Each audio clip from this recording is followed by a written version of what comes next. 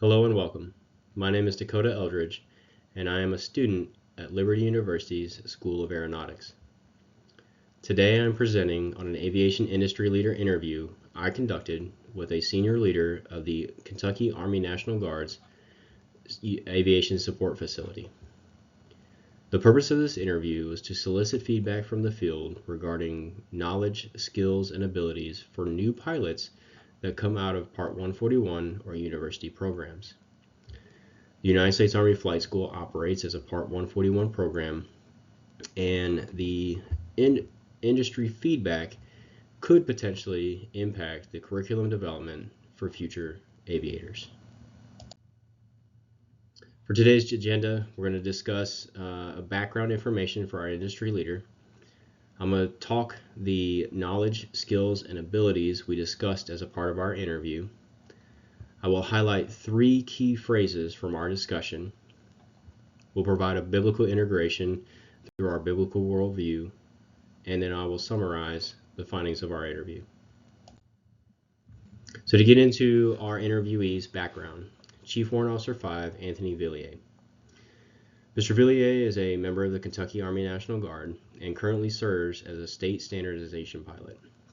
He is the senior instructor pilot for all aviation units within the state of Kentucky and boasts an impressive 37-year career that an even more impressive safety record with no accidents with over 6,000 flight hours over the course of his career.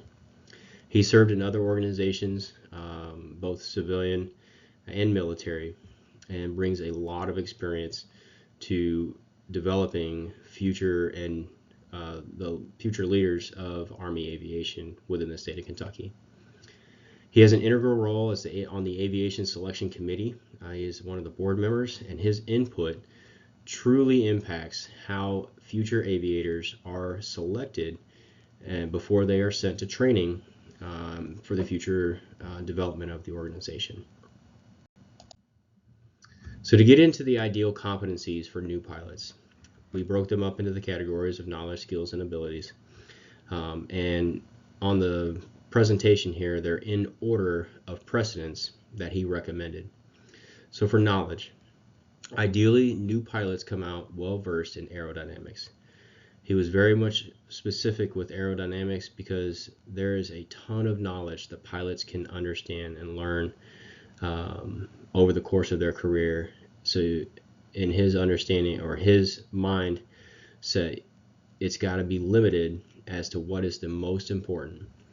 Aerodynamics are things that impact flight performance that are not going to go away, and they are held pretty constant across whatever organization or whatever airframe that you fly, and it is extremely important that you start out with a good foundation of how flight is performed in order to make a good pilot. Second is to come into regulations and doctrine, familiarizing yourself with those, which is not only important from a standpoint of remaining legal, but also how do we implement our aircraft into the operations that our customers are going to expect, which kind of ties into knowledge area number 3, which is a baseline knowledge of the organization. Every organization is a little different. They serve different customers, and as a part of that, understanding the organization you're going to frames your mindset appropriately so you can best apply your aircraft in whatever area that you have that is necessary. For skills, is number 1 preference for new pilots is coming in with effective communication skills, a good foundation on how to communicate among other pilots, among crew members. With ATC, basic confidence when it comes to communicating on a radio, and then ultimately being able to communicate with customers. At the end of the day, that's who we serve, and as a part of that, your ability to communicate and articulate not only your capabilities, but how you can best serve them is important. Secondly, was basic cognitive skills that lead to decision making. So critical thinking, problem solving, building a baseline skill basis in that helps drive decision making later on down the road. And while I thought this was going to be a higher consideration, his third and one of his least concerns was flight control touch. As you gain experience in an aircraft, obviously your flight control touch is going to get better. So it's worth mentioning, but it's not the end all be all for new pilots. Abilities. These are the three that were his biggest portion that he wants out of when he goes to identify in new pilots that are going to be selected before going to flight school, and then those that are going to be that come back from flight school. Being a self-directed learner. It is extremely important because the organization does not have the time in order to reteach you everything along every single year necessary to pass your check rides.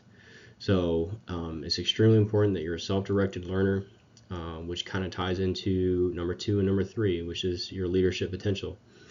Being able to build a baseline foundation of being a good leader, and again, those communication skills, those cognitive skills, being a self-directed learner, all of that ties into that. And then ultimately having a professional attitude, which we'll get into next with the aspect of his 3 key quotes. So for his key quotes, the first one is, there is a difference between being a member of a profession and just having a job. Being an Army aviator is a profession. It is a commitment to serving others. It is a commitment to studying. It is a commitment to learning your craft. It is a commitment to practicing your craft.